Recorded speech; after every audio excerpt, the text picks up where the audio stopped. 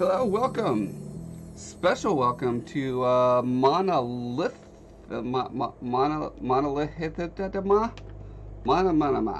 Hey, there we go. Monolith TMA. Subscribed with Twitch Prime. Hey, thank you so much. What a great way to kick off the stream. With me today is co-host, co-author, co-creator, and ultimate creator of me, Josh Foreman, of our books that you guys will be able to read at some point soon-ish, I hope. The sooner the better. Sooner the better. I keep pointing out that I do not have an infinite lifespan, so... See, this is, I don't know if I agree with that. I certainly don't like it, and I don't want to think about it or believe it. And you don't want me to bring it up anymore. I just don't want you to ever die. I don't think that's too much to ask of my co-author, especially given our long partnership and, you know, hopefully many years to come. Yes. Yeah, so you're working on novel number 11. Yes. In the Talifar series, which is that's a lot of books, you guys. I don't know how much you guys know about writing novels, but that's a lot of work. So I gotta get my camera to not be ridiculous. Yes, we have in the series so far we have well over 500,000 words. 500,000 words. Closer to 650,000 words. So those are words that you've mostly written. I've contributed a bit here and there. It's not including all the words that came the world building and the background that I've been working on for 20 years now. Yes. It depends on how you really started, but I think I had a really strong vision for creating my first world. Oh, Mike Welsh. Thanks, Mike. Thank you so much for supporting. That's great. You got a Twitch thing. You might as well do something awesome with it. You did something awesome. You made a good choice. Yeah, I think I've been developing Talifar seriously before it really had a name for 15 years at least. You lost your ear. Yeah. My desire to do world building goes all the way back to high school, when I was reading a lot of Forgotten Realms and Lord of the Rings and those kind of fantasy books. Hey, Dad, would you mind hitting the garage open button? Yeah, it's a little stifling in here. Thank you.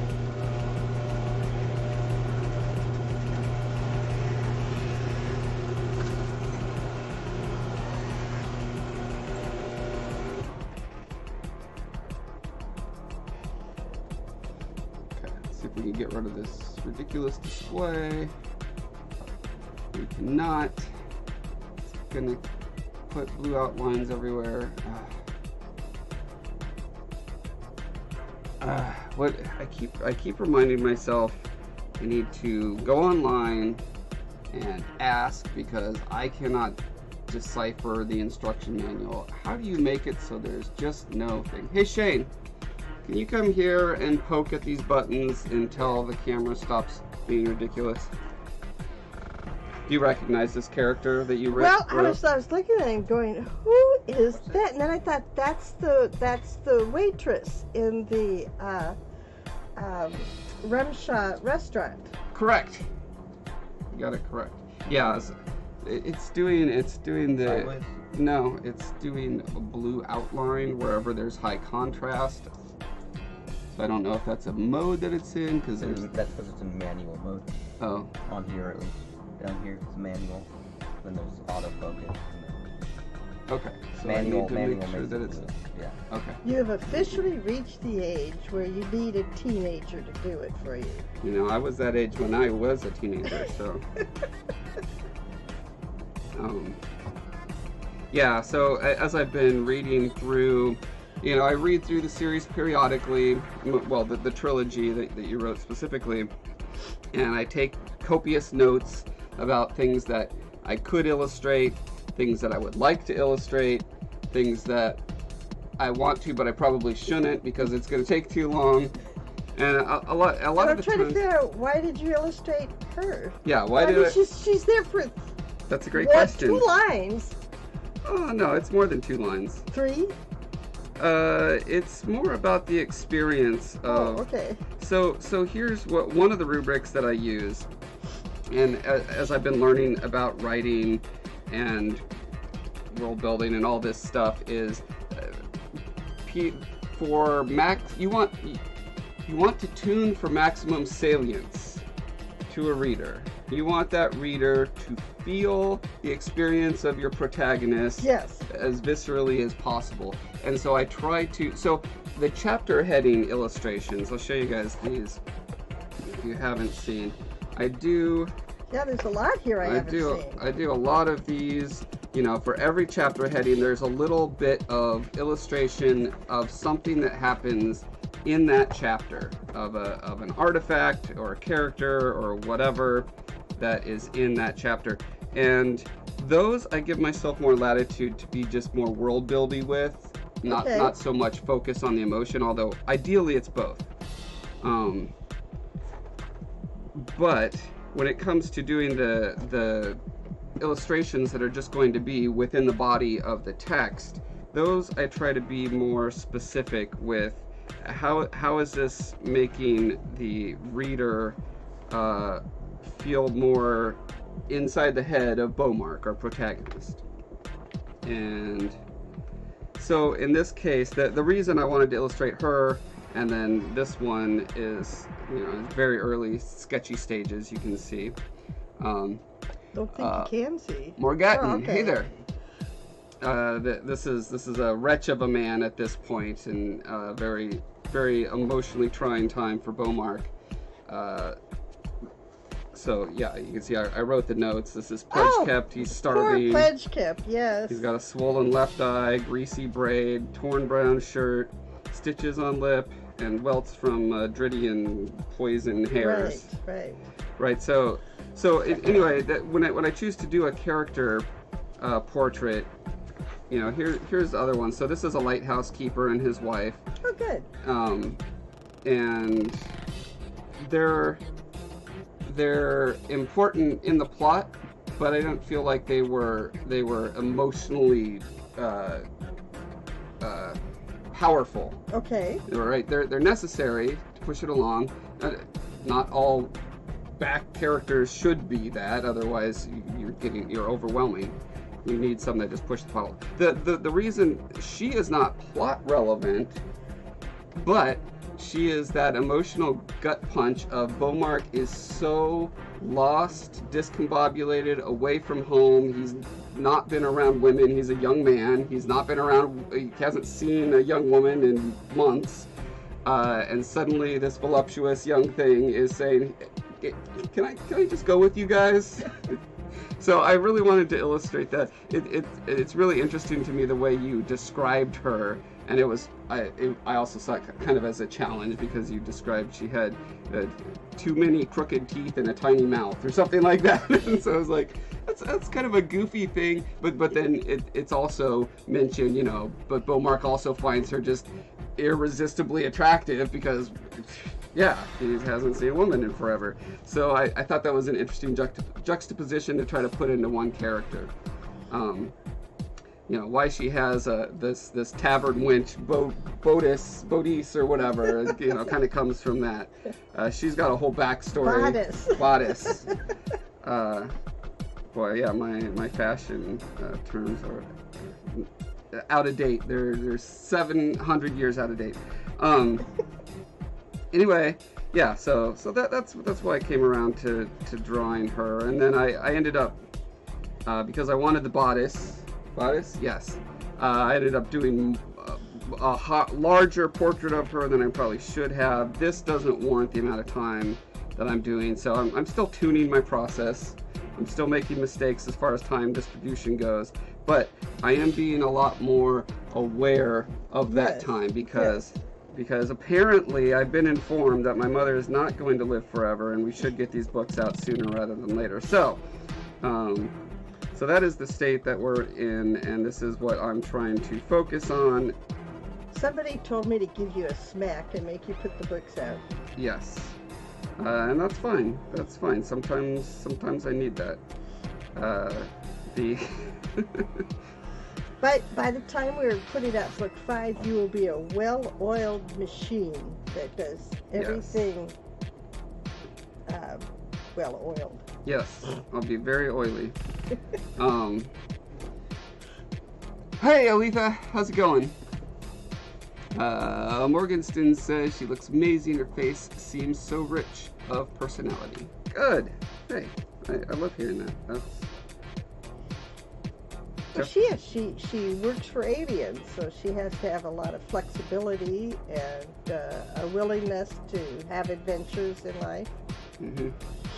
Yeah, I kind of figured she was part of a performing troupe or something and got in a fight with someone and decided to just stay in the Rumshaw town instead of travel on with them, and now she's trying to make a living or make enough money that she can go find another performing troupe. That's my backstory for her. Okay. Yeah, so someday someone will have to write that short story. That's one of the things that we're doing that'd with be Califog.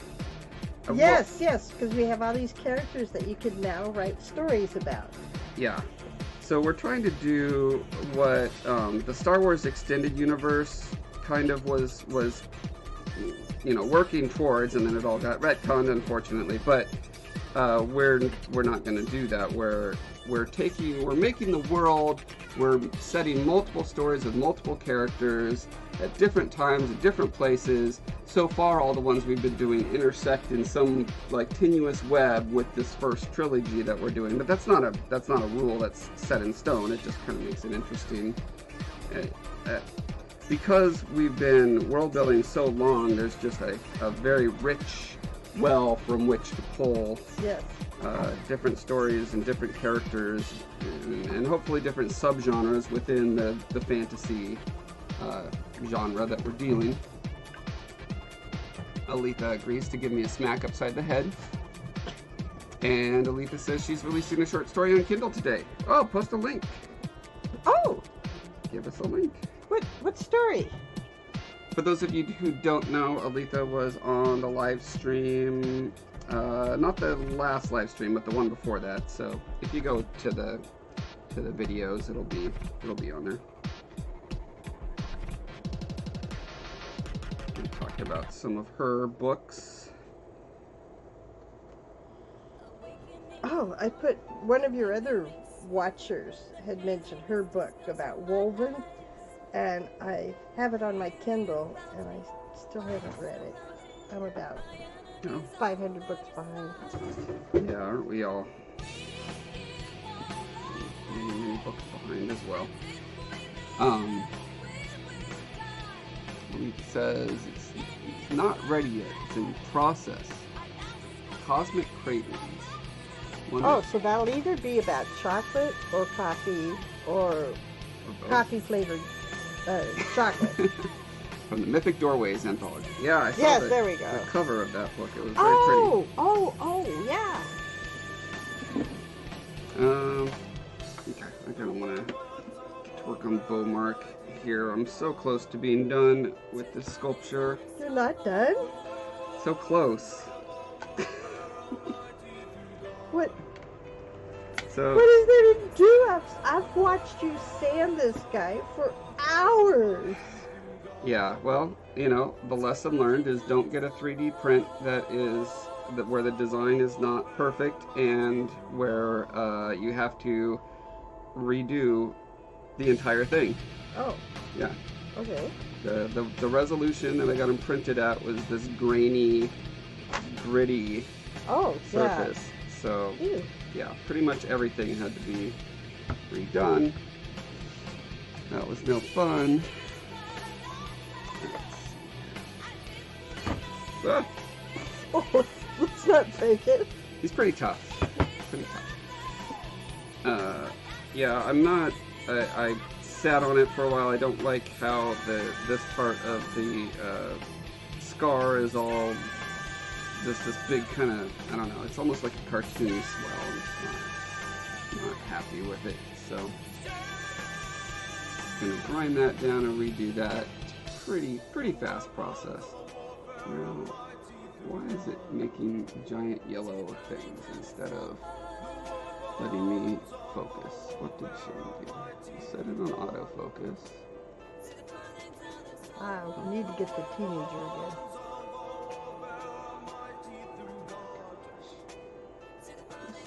So, why are all these I'll go things? get the teenager. Oh, you want to go get the teenager? See if I put it to video mode. Maybe that. Okay, well, here for a little while. One of the things we were talking about last night that I wanted to talk about now is themes. We're talking about the theme of the Scarred King Trilogy. Bowmark's general arc and trajectory, the world, what it says about humanity, what readers in the real world can glean from it, take away from it. What were some of the answers that we came up with? Well, I was thinking, you know, part of it was like a buddy road trip, but I was pointed out that what buddy road trips were 40 years ago are not what buddy road trips are today, so that's not an apt analogy. But he does sort of follow the hero's journey, in that there's he has to leave home, he has a mentor. AFC. Oh, one second. It's on AFC. I want it so when I touch it, it focuses where I put the finger. That's what it always did in the past. Suddenly it's not. Okay.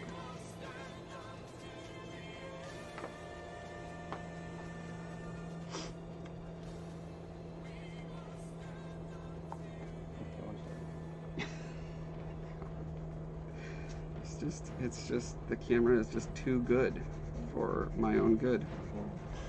He's supposed to bring back Why is a it magic zoomed in elixir. now? Okay, there you go. Just press this, like just kind of tap this lightly, and then it'll focus for you.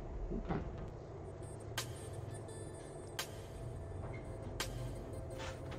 Oh, look at that. Nice.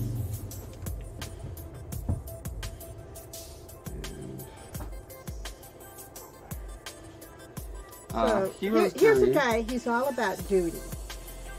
He's worried. He's always worried. He's worried about what's going to happen to his little brother. He's worried about what's going to happen to his island if the Schlack decide to punish the islanders. He's worried about what the Southals are going to do. He's worried about what his people are going to do. And he feels such a deep obligation of protection that he sometimes gets into trouble by his desire to protect people, even beyond what anybody is capable of doing. He's still going to try. So he's a very heroic character. We have many books written about many types of characters, not all of whom are heroic, but he is definitely the closest to the archetype of the hero. I think so. We have, yeah. But he's not, I feel like he has nuance to him that makes him not a boring heroic figure, because that's I see that a lot in books and movies where it's like, this is the good guy, therefore he always does the right good thing, because he's got a great heart, and in the end it works out because he was great. And it's just a little simplistic and morality tale like. What are the wrinkles that make him different? You can just talk loud, hon. It doesn't matter. Okay, close the door then. He's a homebody. He would really just as soon stay home. That's true. He doesn't have a thirst for adventure that drives him. It is 100% that he is backed into a corner where it's the only way to. Because when I first proposed this story, my biggest requirement, I guess you could say, is I want a travel story, a quest story where you're going to a lot of very different flavored places, and maybe he's a thief and he has to steal 10 things or something, so that there's always like this quest structure. And I was never happy with making him a thief just for thief's sake. And so your great innovation was to kind of make this convoluted contract that he that he has to fulfill in order to save his family and his people. And I think you came up with a pretty brilliant way to make that kind of a natural thing, as opposed to just some artificial construct handed down by the gods or something. And because he grew up with a working family, you know, half the time in the working family, half the time in the castle, he has a lot of sympathy for the working people, and he will not steal from working people. He will work. He will try to earn the treasures he's supposed to collect. And he's a bit naive because his father was honorable and good, and he sort of hopes everyone else is, but is afraid they might be like the guy who opposes him back on the island. And so he's trying to figure out, who can he trust? Can he trust anybody? Yeah, and then he gets a sidekick. He gets this guy, who this is Skola. Yeah, I know Skola looks different, but in my mind, he will always look like this. He looks almost just like that still. I have many videos of him sculpting on him in ZBrush, doing the latest version of him. So if anyone's curious, you can check that out. So we have naive, secluded hero. Right. Sometimes he gets fooled. Yeah, and he comes. It's notable that he comes from an isolated island nation.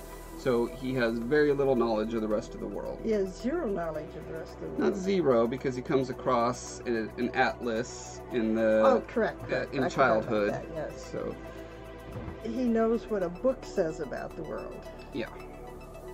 A book that's focused on trade. Ocean-faring trade specifically. Yeah, right. And so it talks about the species in terms of what you can trade with them for and what their characteristics are when you try to trade with them. He doesn't know about the things that everybody knows, so it didn't get put in the book. Right. Yeah, that's what makes studying most texts that are from a different time and a place tricky, is that, yeah, people don't explain stuff that all their readers presumably already know. And so there's that element of he's going into an alien unknown, that, you know, the archetypal underworld scenario where everything is different and weird, and he's misunderstanding and being misunderstood, and he gets his sidekick, so to say, which is a very non-traditional sidekick, who sees Bowmark as his sidekick. Yes. And so that leads to a lot of really interesting character interactions as well, which I think that's another wrinkle that I think makes the story pretty unique. Most typical hero's journey, the cycle, you meet the wise sage or the fairy or whatever it is who kind of imparts the quest, and then either gives you some training or some knowledge, and then the hero goes out and does the thing. In this case, he's got a tutor slash mentor slash master slash pain in the butt. Yeah, the role evolves continually throughout the story, and I think that's something that makes it really interesting. In a lot of stories like this, the relationship is very static. It's, you know, there's the hero and his loyal sidekick who just kind of follows along and does the thing. In this one, everything is constantly, the power dynamic is constantly shifting back and forth. in interesting ways, and that affects the relationship. And on top of it, Skola here is an alien. He has alien psychology and concepts, and but he understands the human world that Bowmark is traveling through far better than Bowmark does. So Bowmark really needs him, but really doesn't want to need him. Correct. Which to me, that kind of brings up themes of it, because this is also coming of age story. It's a coming of age. Yes. Has a lot of coming of age themes. Bowmark is he 17 or 18 when he's? Well, he starts out 17, but quickly turns 18 a few weeks later. I'd say he ages at the normal aging rate. Well, by quickly I mean a few weeks later, yes, months later, he becomes 18. Yes. But by the time he reaches mainland, by the time he returns, he's in his late 18s. Yes. Okay. Sigrid, hello. Thanks for that skull face. Always appreciate skull face. Dottie B, welcome. Letha agrees. She likes the dynamic between Bowmark and Skola. Yes, I can turn the music down.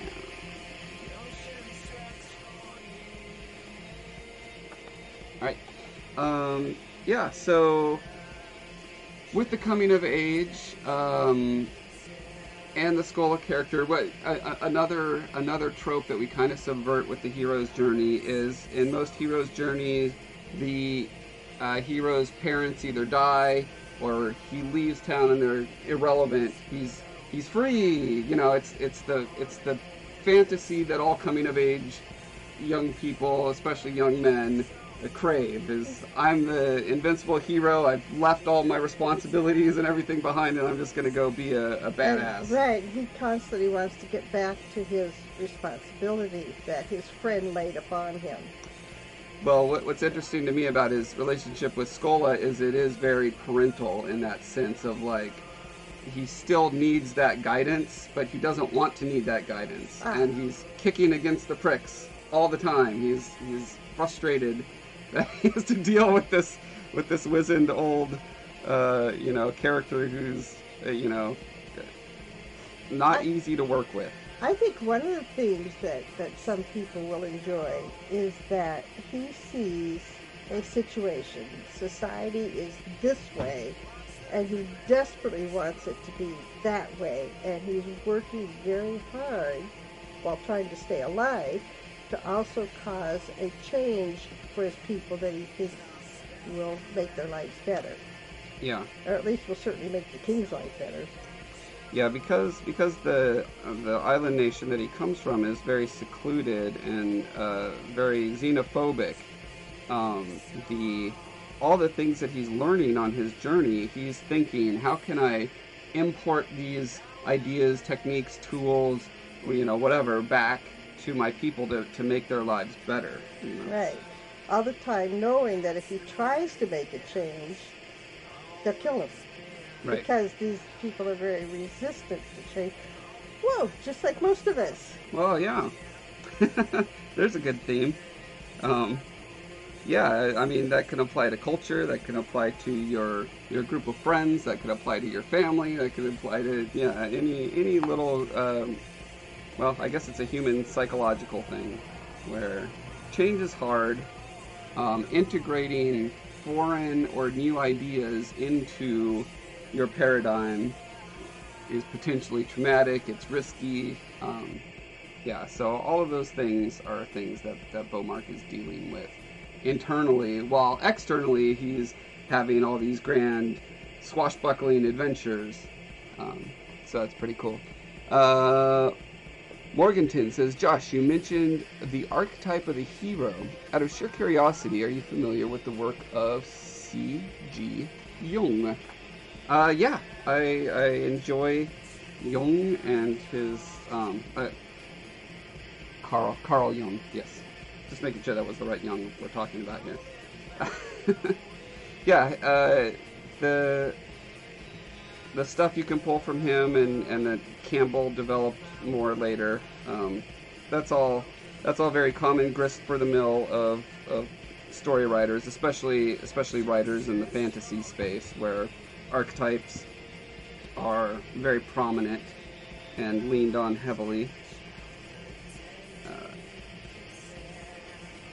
Yeah, so it's fun to take those archetypes, to tweak them here and there to make them different, because a big part of my enjoyment of stories, and I think many people, is novelty. You want to encounter something that is somewhat familiar but tweaked in some way that is different, and that creates interest. There's a balance there. If you make things absolutely off the rails, like you've never seen or heard before, that's pretty hard to do nowadays. But I think it would just kind of be gibberish at that point.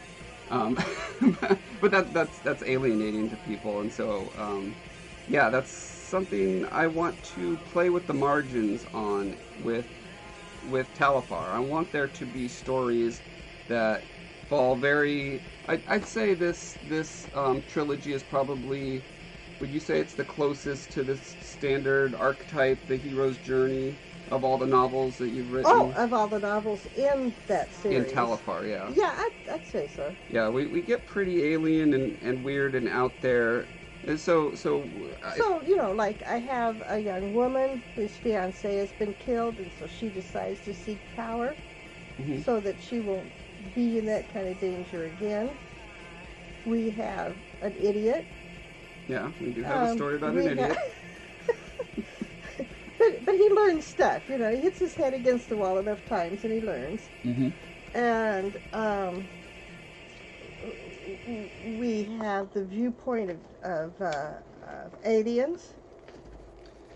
A couple stories that, so all of the fantasy races, one thing that we're trying to avoid is the fantasy cliche of a race that is a human, but one characteristic is higher up the slider. It's exaggerated. Yeah, like these are humans but greedy. These are humans but noble. These are so there's some of that inevitably in order to make them at all identifiable. But I think we move those sliders on more dimensions further than most fantasy authors do. Can you hand me that white? And then there's a black one, and then there should be a kind of grayish, non-colored one. So, yep, that's the stuff. That's disgusting, I think. This is epoxy sculpt, and this is what I've been using to coat and cover and refix this guy. Oh, little spider. Which sadly I have to kill all spiders now because they just love to bite Heather. I don't know why. We're talking. So the range of our characters that are protagonists in this series are very broad. They're not all about humans, although most of them have either a human somewhere in there to help the reader kind of follow along, or they're dealing with humans in some way, or they're an offshoot of humans, because all the humans on Talifar are genetically engineered one way or another. Yeah. So there's this is the second time I'm saying this, and so now it's officially becoming arrogant. But I feel like because we put so much time into the world building, there's a rich well from which to draw all these stories and themes and stuff. So maybe it's not arrogant, maybe it's just saying, hey, I decided to pursue storytelling in a somewhat unusual way, in that I invested out of proportion amount of time in world building. We have people whose desires are so orthogonal to the humans cannot comprehend why they do what they do at all. Yeah. But the aliens, they understand. They just think humans are stupid. Right. And there's one alien that I'm still afraid to write about because I still haven't. You haven't come up with the hook, or haven't come up with enough about them that I can understand them enough to say, okay, this is how they react when that happens. Mm-hmm. When I reach that point, I'll be able to do your, well, maybe Game of Thrones story about Right. the Magus Manum. Because I'm so apolitical in my orientation, it's very hard to write about people for whom politicking, influencing, manipulating is their reason to exist. Yeah. Yeah, that, you know, and the idea is eventually we're going to have multitudes of authors and artists working on the Right. IP. So it's quite possible we'll find an author who that's just their bread and butter, and they, Yeah. you know, they're oriented that way. So you may dodge that bullet completely. We'll see. I might. Depends on how big the franchise grows and how many people are knocking down our door to write for us.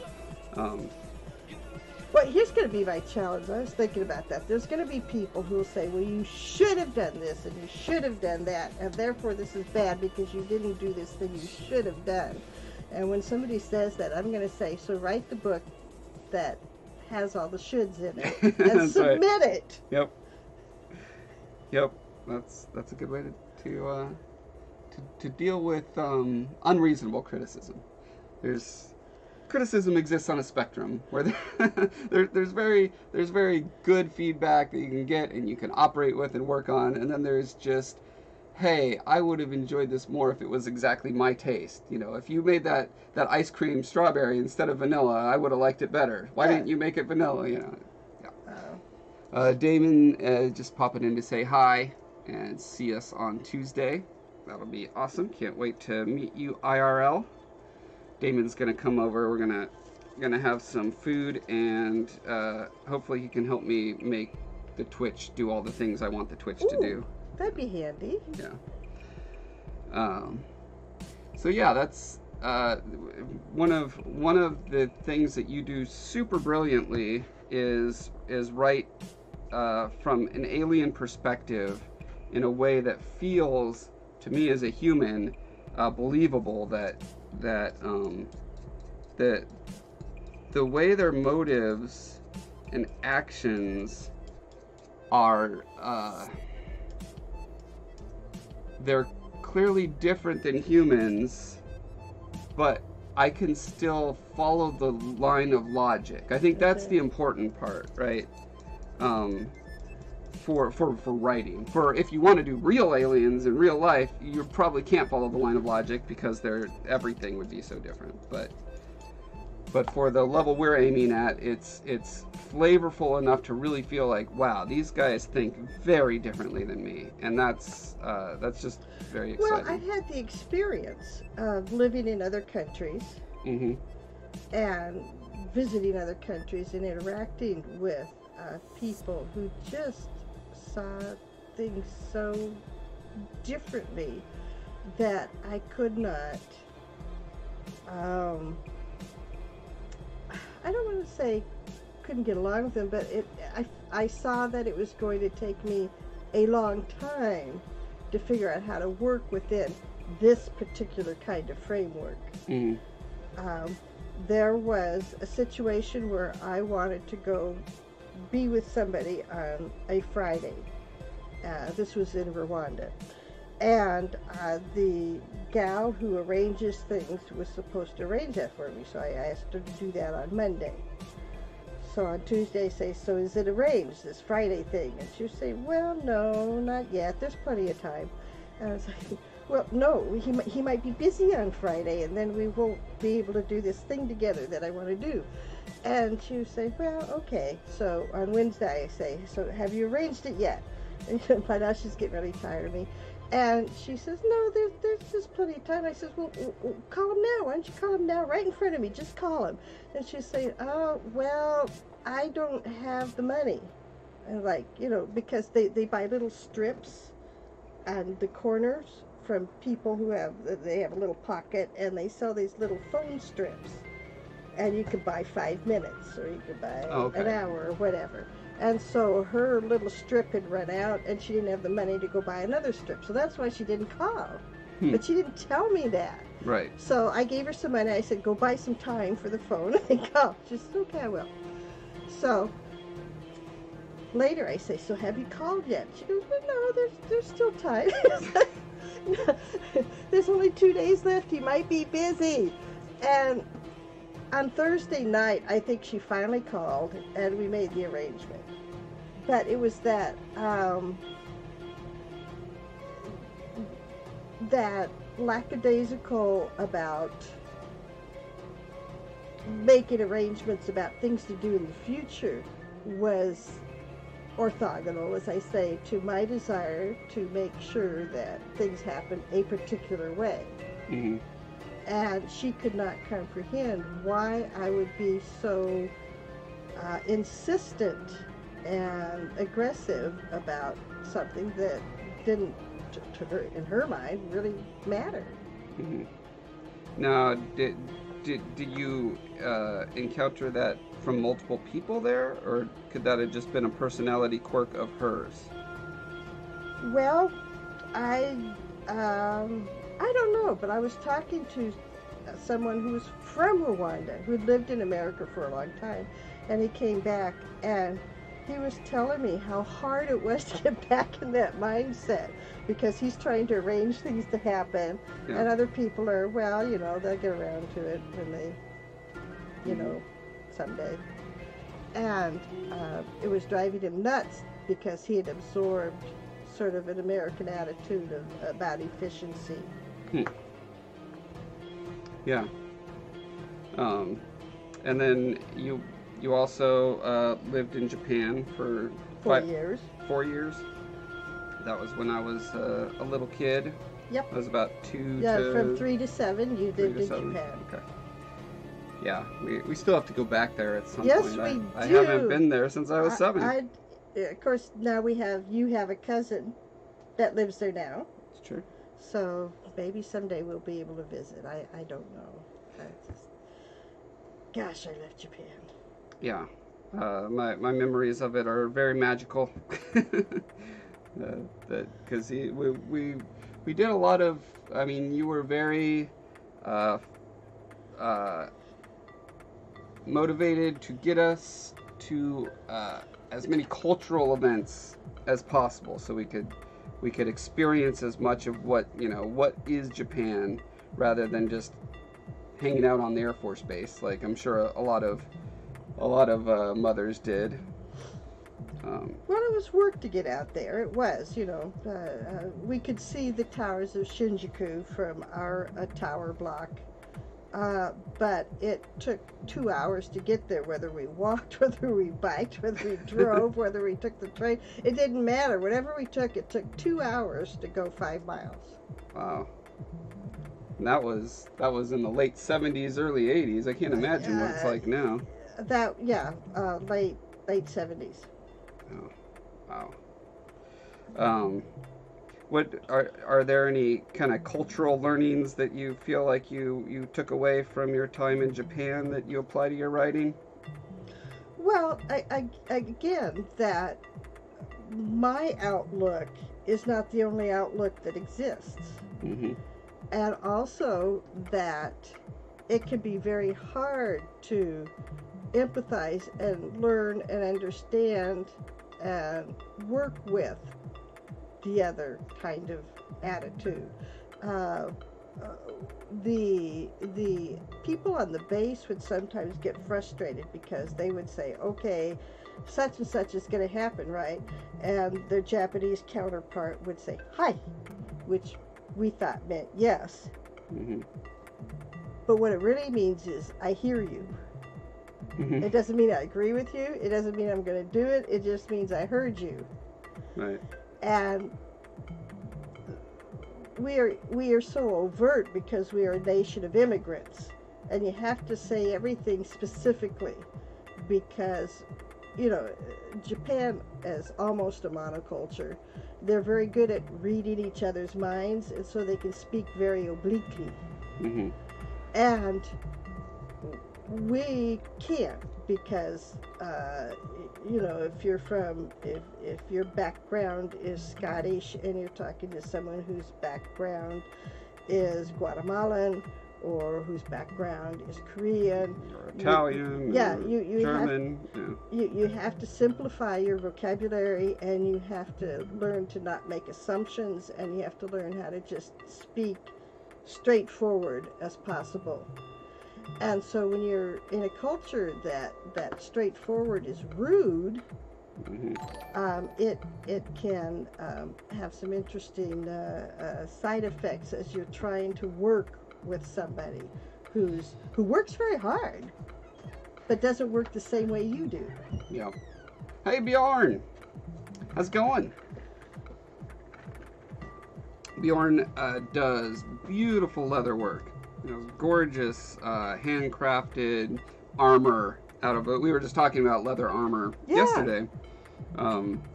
He needs to read those sections where I have people wearing leather armor and make sure I didn't screw it up too badly. I'll make him the offer. Yeah.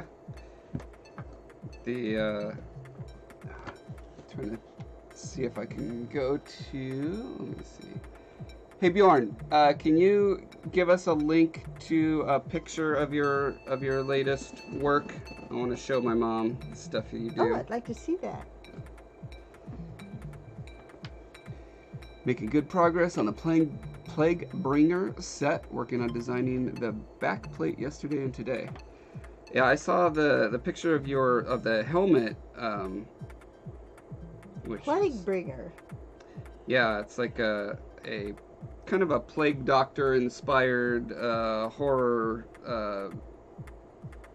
armor set.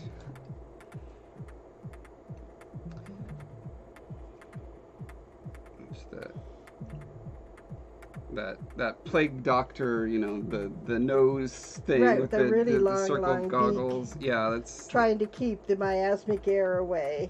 Exactly. It's a very popular design these days. It's just so bizarre.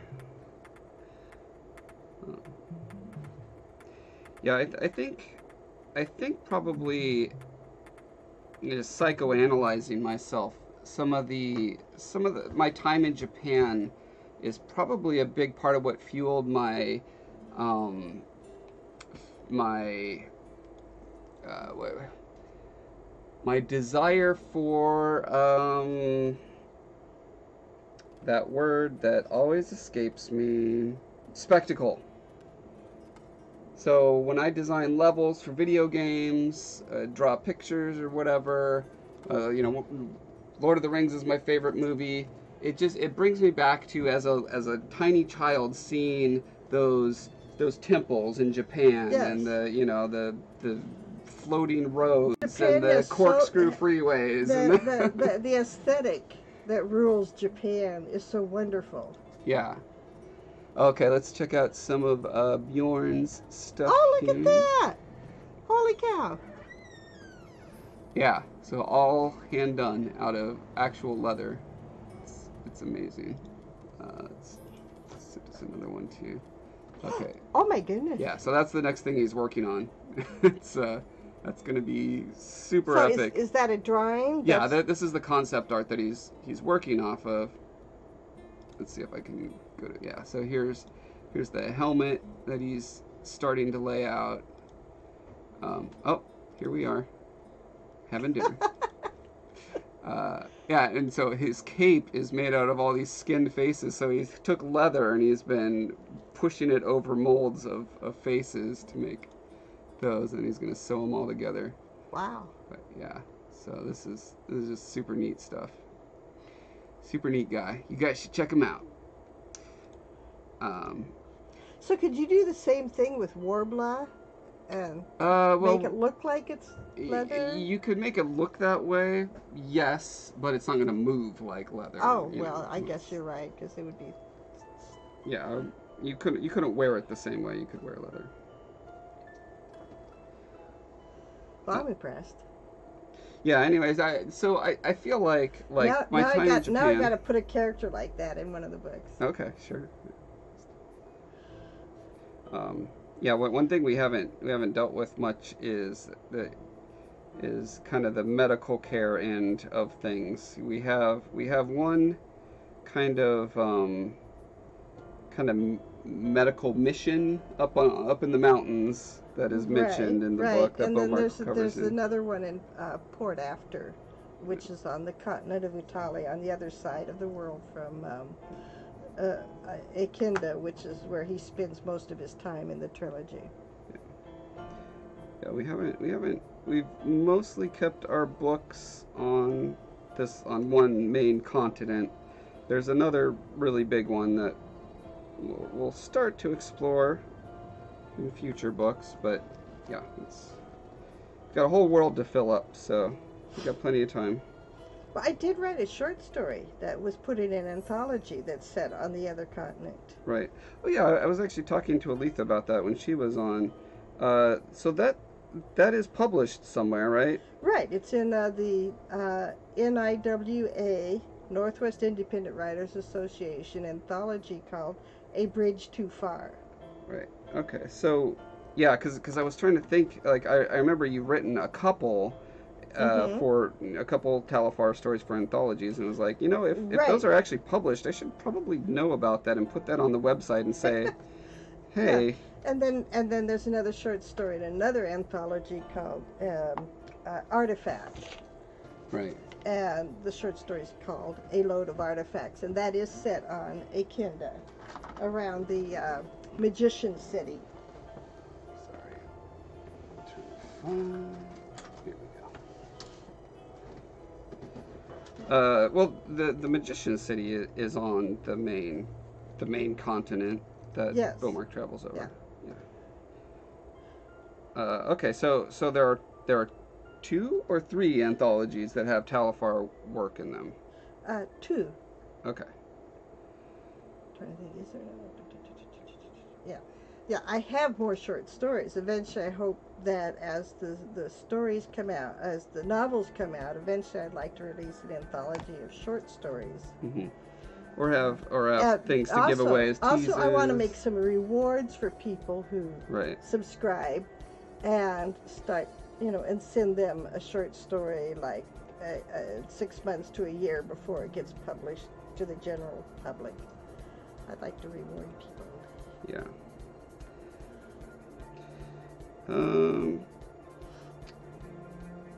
Another thing that is of interest that we were talking about yesterday was we're working on a story that has some amount of political intrigue, and we're trying to hash out the mechanism by which that intrigue is happening, which has to do with these messenger bugs. So in Game of Thrones they send the raven out. In actual history, they had pigeons. I don't watch Game of Thrones. Imagine in Game of Thrones they send. Everyone else in the world knows they have ravens. Okay. Yeah. So these messenger bugs. When I was compiling the list of sentient species that I wanted to be in Talifar, I was trying to hit a broad spectrum of possibilities. Yeah, so both psychologically, culturally, and physically. And so playing with all those dynamics. So the messenger bugs are as small as you can get and still have the potential for sentience through group consciousness. Interactions. Yeah.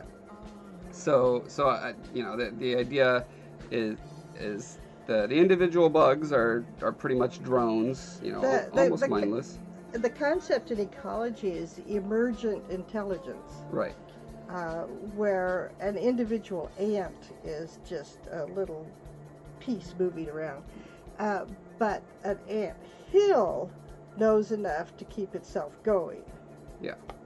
So the nodes in the network are not particularly bright, but you put them together and apparent intelligence emerges. And so that's an interesting concept. It's very, very alien to humans. And so I thought it'd be interesting if we had a thing where there are multiple hives with kind of subspecies of these. If you could imagine, the African bees and the European bees, that sort of thing. Well, we chose the colors red for the ones that are on Akinda, and we chose the color blue for the ones on Utali. And I'm thinking now that may have been an unfortunate choice of colors. Yeah, I definitely want to change that. We may want to rethink our color choice, make it purple and green instead. Yeah. I was thinking maybe rather than going a color wheel spectrum thing of having red and gold or something like that. You know, those beetles that have just those iridescent gold. Oh, yeah, I thought I love those. Yeah, trying not to invite people to import, you know, American politics onto this. Which was not the intention. It was just two colors you could separate. And I like iridescent blue. I like iridescent red. And now I'm gonna have to decide on two other iridescent colors I like. Anyway, yeah. So the idea is I'm seeing it almost like gang warfare, and you know, you've got the Italian mob and you've got the Yakuza, and they're moving in on each other's turfs and scheming about how they're going to, you know, what factions, what species out there do we align with, because they provide a service which is message delivery. So they're big enough that you can either this is a mechanism. Actually, I wanted to talk to you about this, and I thought it'd be fun to do it publicly, because why not? So look at me being uncertain and going, I don't know. I mean, that's how design works. Is you bring up ideas and you think about it and you say, I don't know, for a while, and then things click and you come back later and say, oh yeah, I feel like this was better. So the way I originally wrote them was that you could speak to them verbally, and they encode that language into whatever they're a sort of Morse-like sort of buzzing thing. Yeah. So the way bees dance for each other to explain direction and distance and that kind of stuff, they would do so. So it'd be kind of like a telegraph, you know, thing where it's like do-do-do-do-do-do. And but in the story, the trilogy, you have them actually writing on pieces of paper that they carry, don't you? No, you don't. I have them buzzing. Buzzing, okay. They buzz out their little message to the people who learned that. Okay, I must have misunderstood something. That bug code. Okay, I'll have to read more carefully. That was one of the notes that I took when I was going through the last time. Was I must have written something wrong. Or I just misinterpreted it. But if I can misinterpret it, that means someone else will. Yeah. So that was. C.S. Lewis said that you have to write so very, very, very clearly, because if the reader could possibly misinterpret, they will. They're like sheep. You know, you're trying to herd toward a gap in the fence, and they're trying to go this way and that way, because they don't know what you're trying to make them do, other than move. Manipulate. Yeah. And so they'll try to figure. So am I supposed to move this way? Am I supposed to move that way? You know, which is why you have the dogs harassing them, because the sheep don't automatically know what you want. Yeah. I mean, they'll give it to you as soon as they figure it out, but how are they going to figure it out? Yeah. There's so many possibilities. I could run that way, and so that was C.S. Lewis' version of try to write clearly. Right. Okay. So we're on the same page still. Then that the bugs hear human language, and through instinct they're able to pattern encode it, and then they decode it on the other end. Well, they understand common. Right. And which is something that I'll say it, that the shepherds sort of caused the humans and other species to make together so that they could understand each other. Yeah. And it's based on English, but it's exceedingly simplified. Yeah, it would have to be a form of pidgin. So in language, when two people groups come together that don't have a mutual language, what usually happens is first there's what's sometimes called a trade language, or a pidgin. Well, there's word borrowing. Well, it starts out where they will usually Yeah, They'll they'll hear a word combine from... both languages, but it's simplified Exactly. down to Super simplify it at first. a simple vocabulary and simple grammar. Yeah. And so on Talifar, you've got the challenge of they're not just different people groups, but they still have the same anatomy. You're dealing with species that have different vocalization anatomy. Right. So they have to come up with what the majority of them make. Right. So that's going to be interesting, kind of developing that. I'm definitely going to need to be working closely with some conlangers who are super good at what they do, to come up with that by the when we're doing the TV show and movies or whatever. Yeah. The thing that is the most... I'm hoping you'll work with Walker, A. Scott Walker, who just came out with the book No Road Among the Stars, which is about aliens and their languages and trying to understand each other. Yeah. Yep. Sounds like a great candidate. Oh, it's a great book. Yeah, so coming up with that, the other thing that I really want to do someday, man, I just need a couple $1 million right now so I can get all this stuff done in the right order. There you go. So what I need to do, and I've been looking out for Pass this. the hat, guys. Yeah, just give me a couple $1 million real quick.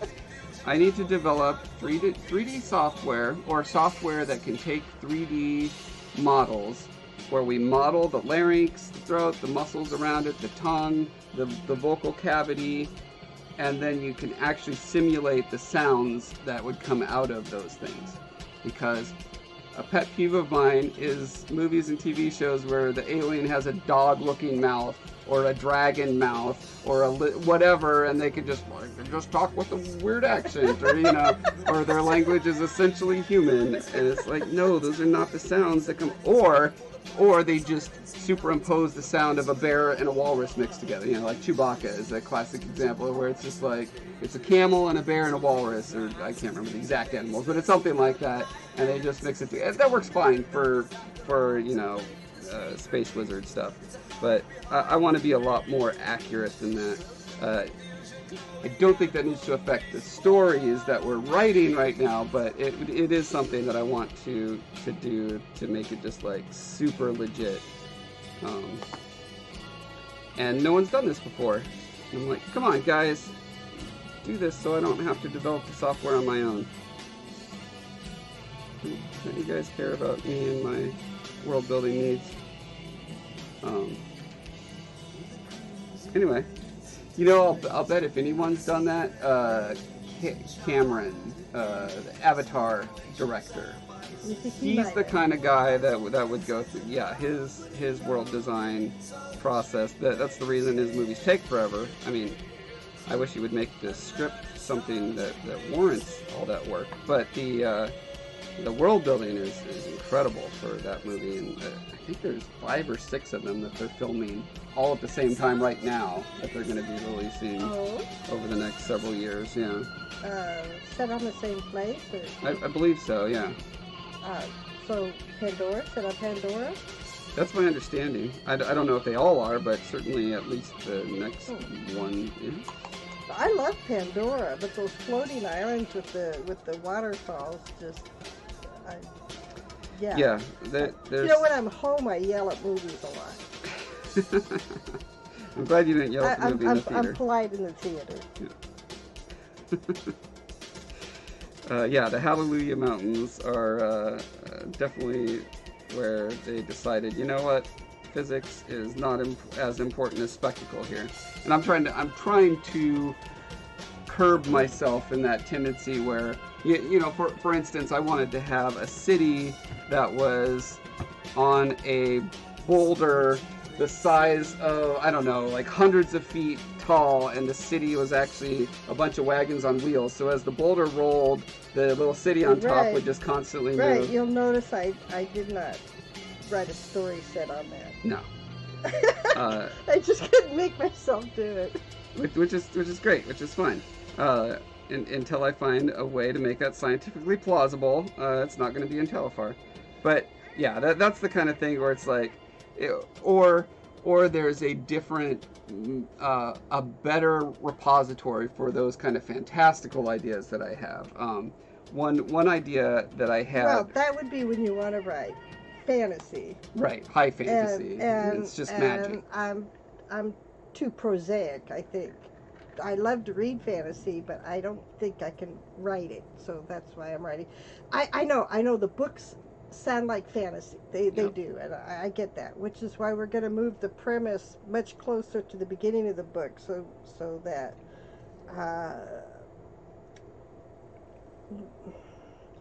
people will understand. Yes, they are genetically engineered. Yes, this is they think it's magic, but you and I know it's technology. Mm-hmm. Yeah. One idea that I had to do kind of off script stuff was we have Tales from Telefar. We could also have Tall Tales from Telefar. Oh. And that's how I could wrap in a lot of the game ideas that I have that are set in Telefar, but I don't want them to be canon.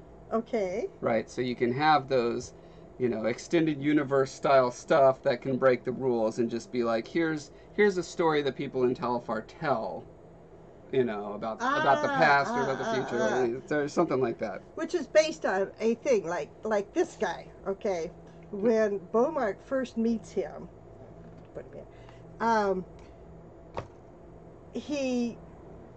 they don't have him on his island. These guys don't live there. So, but they have stories about him. This guy looks like the Kratchnak who eats bad boys at night. Right. And so he's trying, he every time he sees him, he thinks about the nightmares that he had as a kid about the Kratchnak coming for him. Which was a memory back when their culture was integrated with the rest of humanity. Yeah. And the cleaners. And somehow the story got transmogrified as they left these guys behind. And hundreds of years later, the story is, big black bug. Bag. Big bad bug bled bad blood. Just say that 5 times fast. Alright, now I'm going to redo his tattoos.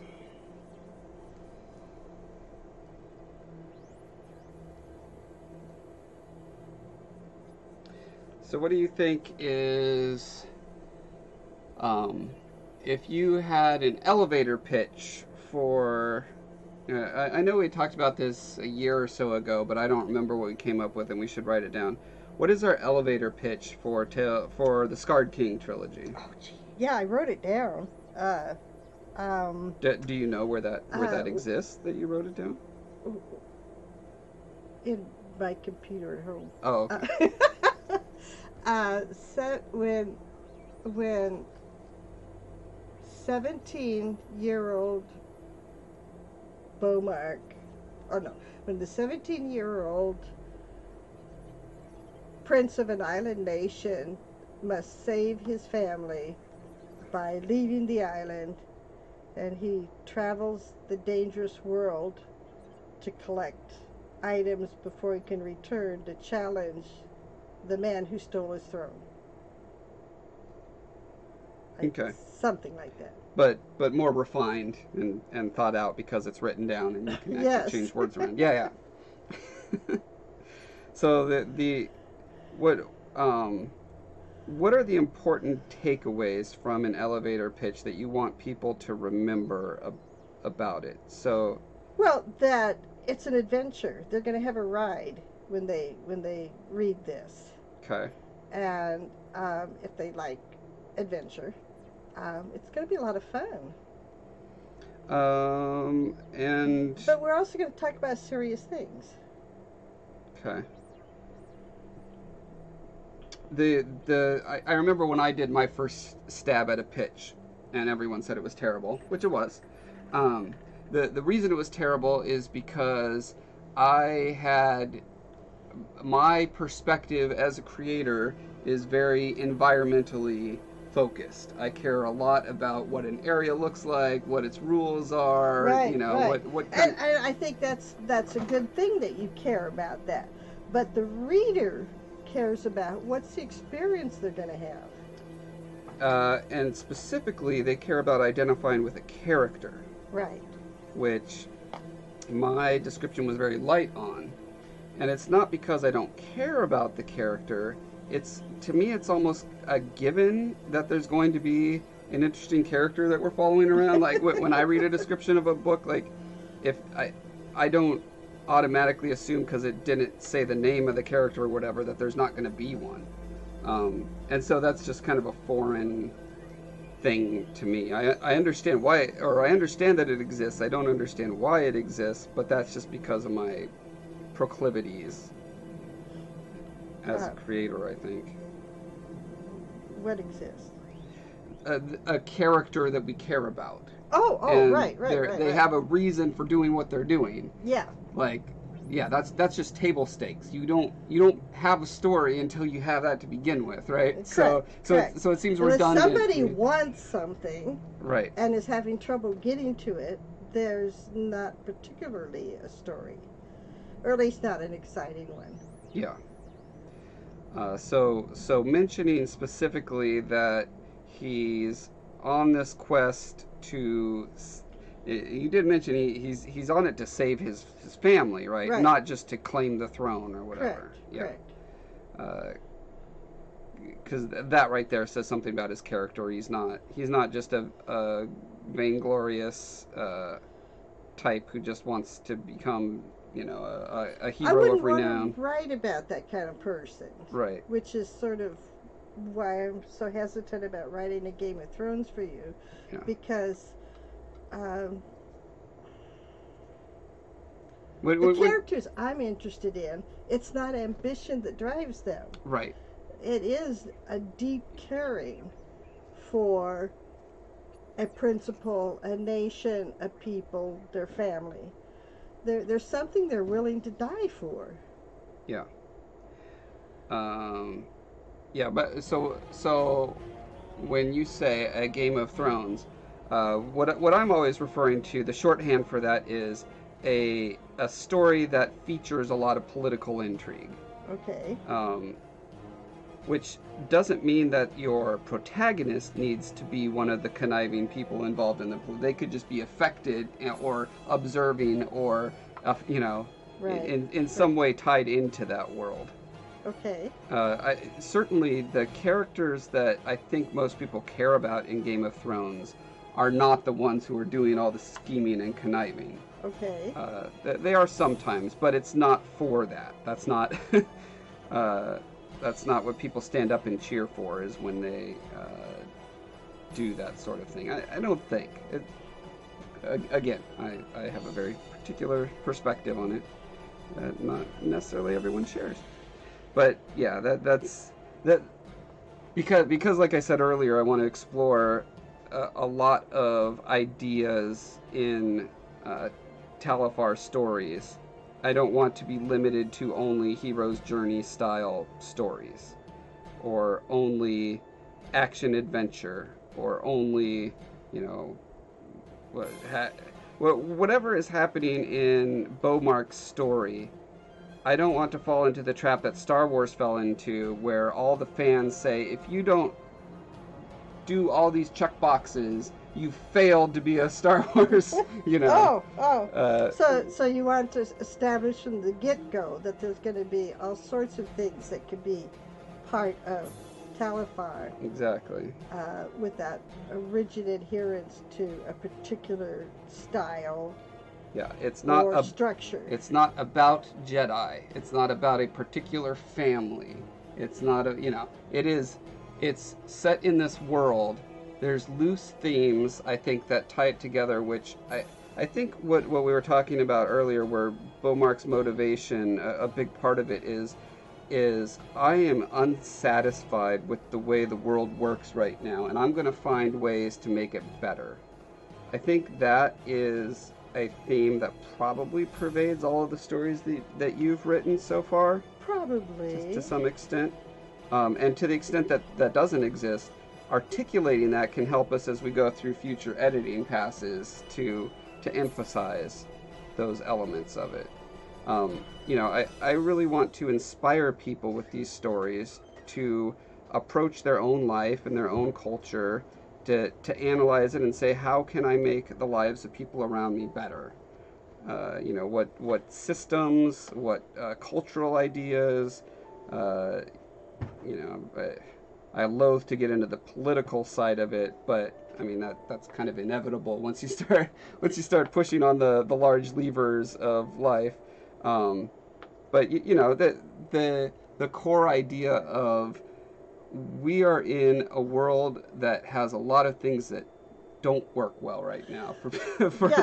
What I'm not mentally capable of doing is what happened a lot on, say, Star Trek, the original series. Mm-hmm. I enjoyed watching the show, but every time they would show this alien culture where they were wrong, all the aliens would go, "Oh, you're right, we're going to change." And I'd think, ah! Right. Well, I don't know, maybe that aliens would do that, but certainly humans won't do that. No. Not having... So that is kind of a mythological framework, where... And so that's why I'm having so much fun with this present story, because suddenly a whole people group find out they've been wrong for centuries. Yeah. And what are they going to do with that information now? Yeah, that's going to be really interesting. To see that model and think, is this something that we as humans can grapple with and apply to our own lives and culture?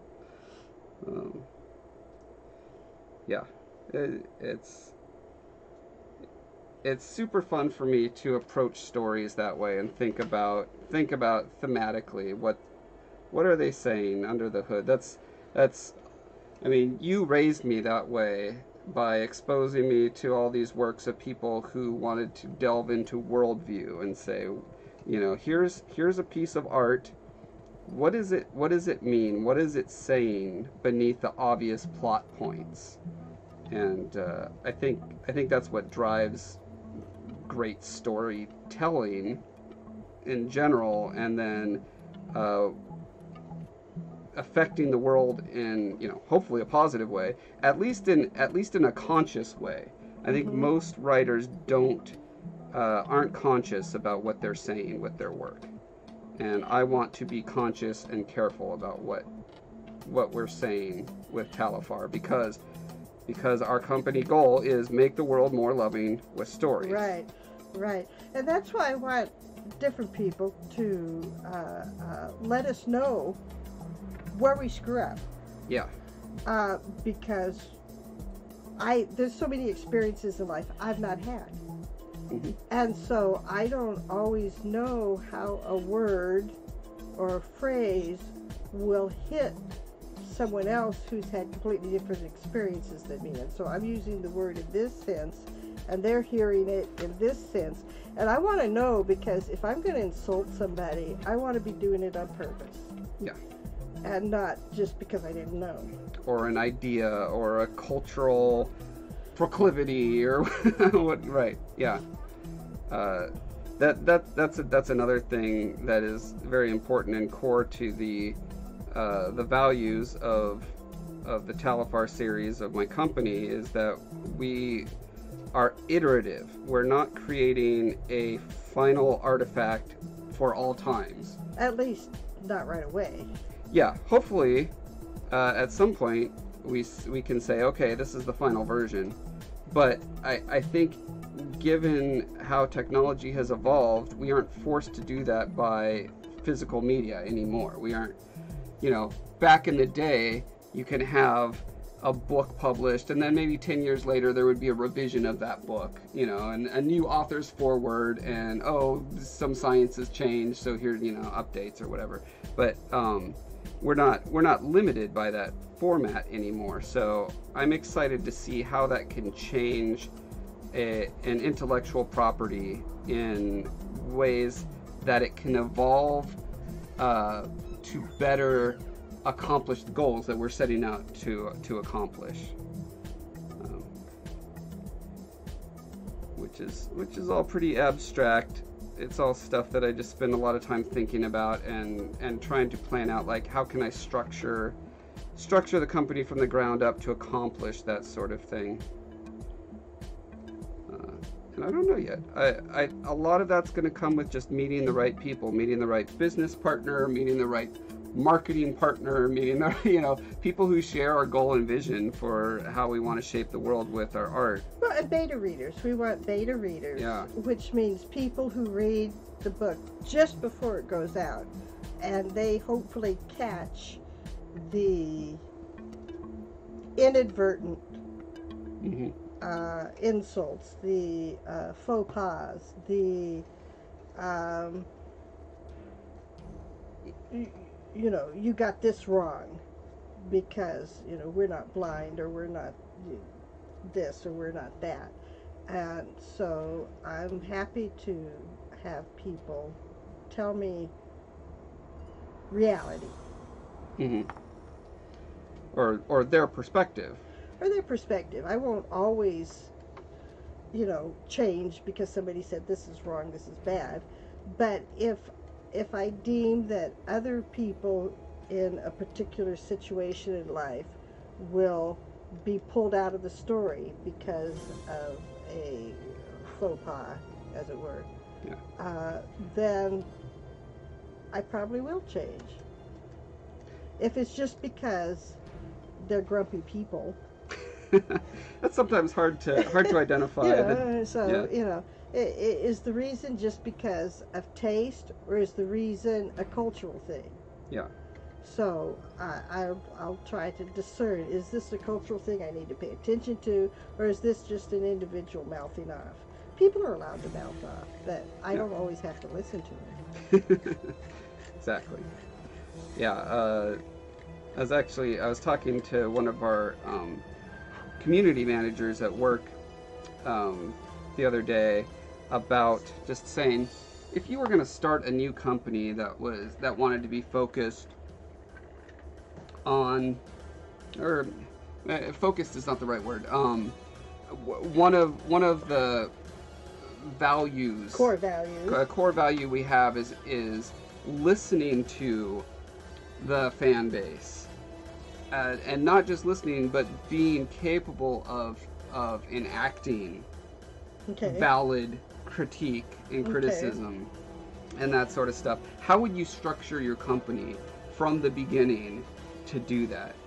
Right. Well, there's also, you know, artistic vision, which you might not. Right. You don't always want to compromise everything. Right. So what's important is being able to articulate why you either accept, reject, or partially accept criticism. You say, what you're saying is completely valid. Here's the values of the company. Here's the aesthetic vision that we have, and how it either aligns or does not align with that.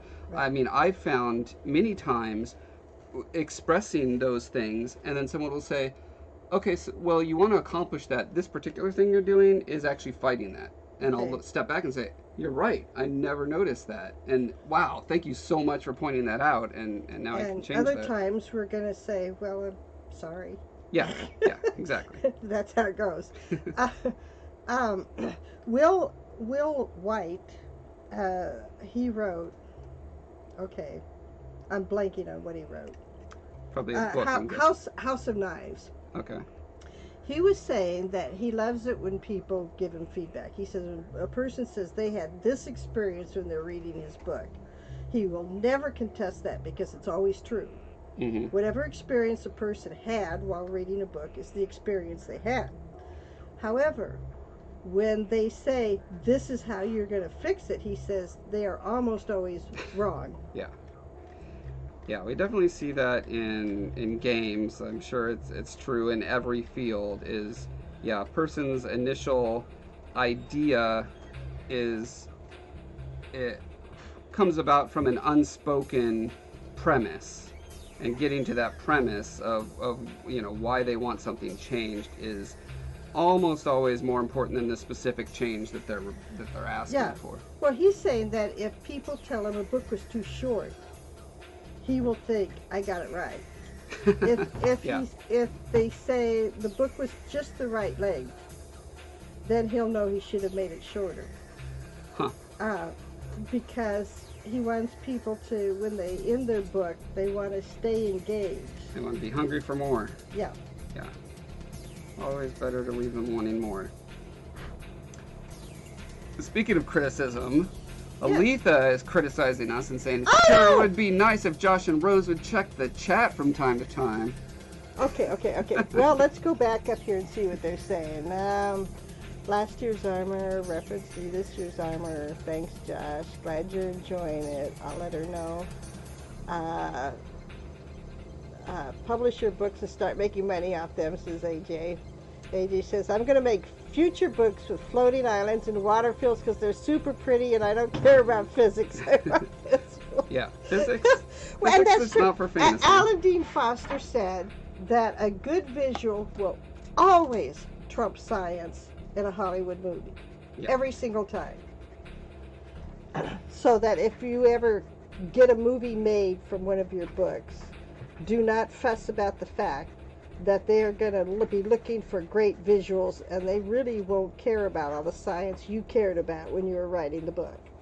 Which is why I'm the one who's going to be making all my own movies and TV shows. But you may end up finding out that there's a reason. Oh, yeah. Okay. Andrew says, everything I said is obsolete by now. Sorry about that. When you have And Monolith says, ironically, just before you started talking about feedback, and we weren't looking at the feedback. I can't help it when I have such a fascinating discussion partner, you guys.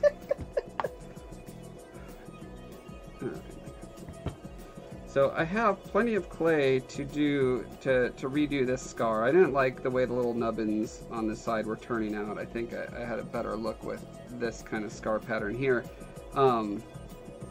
But this has been sitting around for probably an hour, at least 45 minutes.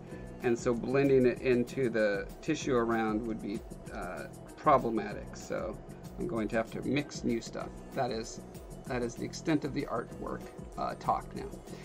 Bjorn says, let me know if you need any leather armor for movies and TV shows. Yeah, definitely. Yeah, as soon as we make our first TV show, it should any minute now. As soon as we publish our books, they get as famous as Harry Potter. Get a bunch of angel investors who are willing to give an unproven, untried person complete authorial control over a production department. And yeah, so I mean, you trust this face, don't you? This is a face you can trust. No, actually, Bjorn, seriously, I would love to talk to you about just designs, just concept designs that I or others come up with, because I am trying to make things plausible in my world, and if I come up with a design that obviously wouldn't work because, hey, you built something like that and, you had to make certain concessions either to accuracy or realism or you find that you're not able to actually move with that kind of, that's the sort of thing I'm totally looking for feedback on. I've really put off costume and armor design as long as possible because that's just not a strength of mine. So that's another one where I'm hoping I run into an artist who they read our book and they get so excited about Talifar and they're like, hey, I want to design the armor for the palace guards or whatever. We're really looking forward to fan art. Yes, and hopefully I have friends whose books have fan art and I am so jealous. Yep. Bjorn is coughing about stag armor. In that, you mean like it's almost impossible to move in? Is that what you're saying? Because the way we fix that in Guild Wars is we just let the pieces just slice right through the body and the other pieces, and it works fine. So I don't know why you can't just incorporate that into your physical designs. Just have them cut through your body. It's fine. Put little razors on the edge of everything. Bjorn says, impossible to move in and impossible to fabricate as it was designed. Yes. Yes, something about polygons is slightly different than leather. leather. And there we are again. A good visual will always trump science. Yeah. Yeah, and I'm going to challenge that. And I'm going to say that's fine. There are 1 billion other pieces of entertainment where that rule can play out. Yeah, can play out. I'm going to try something different. I'm going to try something where everything could actually work to the extent that I know and other experts that I consult know and that sort of thing. So, yeah, I am building a database of people that want to vet things for me. That want to look at a design or read a chapter and say, yeah, that doesn't work for these reasons, or if you change this one thing, then it probably could work. That's the very best kind of feedback, by the way. If you want to give me feedback I'm happy with, it's change this one little thing and it'll work. As opposed to, this entire thing is so utterly ridiculous. I sent you a link to a Reddit where I posted my idea for language on Talifar. Yeah, I read that. I thought that was wonderful feedback, which basically said, yes, everything you're doing is idiotic. Yeah. And I thought, well, okay. I had this idea, and and I was glad because that's what I thought. Yeah, you had already written I didn't want to tell my beautiful son that, no, that's a really idiotic idea. So I'm glad they did it. I could tell from body language and facial expression that you did not like that idea. Here was my idea. So you guys can roll your eyes and say, what an idiotic idea.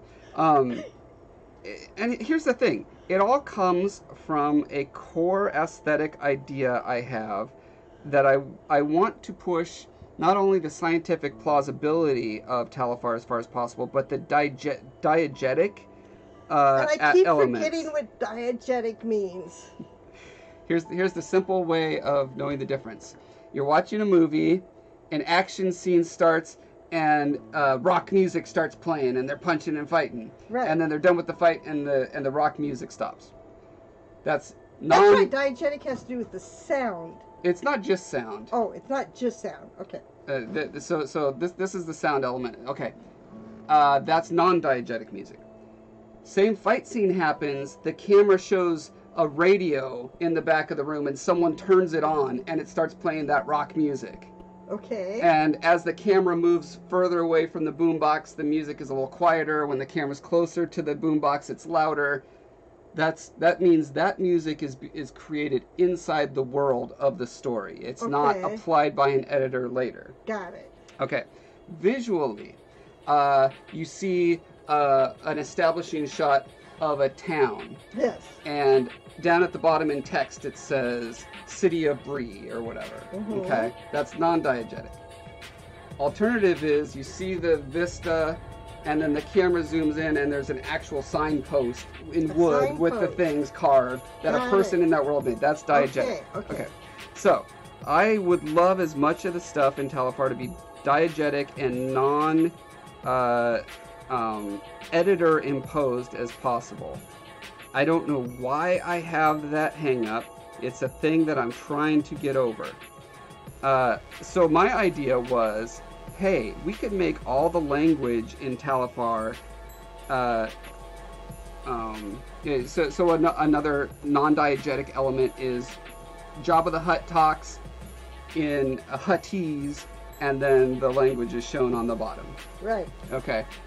So diegetically, he's speaking alien. Okay. Other aliens in Star Wars speak English, just because it's easier and faster and you don't have to read subtitles. It's kind of a mix or match, however they feel like doing it at the time. Or Chewbacca talks, and there's no subtitles for no reason, right? R2D2 talks, there's no subtitles, even though I would like to know what he's saying just as much as I want to know what Jabba the Hutt said. Right. So it introduces all these kind of weird edge cases to a piece of art. Let's see, I'm going to go to the things real quick. Monolith is saying ouch, presumably to the idea of having razors on the edge of all your armor. Bjorn says there's a total of like 4 buckles on the whole armor set. Everything magically floats in place and was constructed around the person's body. Yep, that's how we do it in Maya and ZBrush. Bjorn said, had to find ways to hide all my closures. It worked out well, but it was a pain. And then keeping the environmentals in character, so to speak. Yeah, that's a good way to say, a better way to say diegetic, I suppose. So my thought was, hey, since all the humans are genetically engineered anyway, why not have an organ in their brain that is a you can only speak modern English organ, right? So because they all came from Earth, they all came from English speaking countries, or they learned English on the ship that they were on, before they ended up on Talifar. Why not just have this thing? I've heard speculative work that is not out of the realm of ever possibility of having organs that can be genetically created, that can then propagate through the genetic code so that future generations could be born with this additional organ.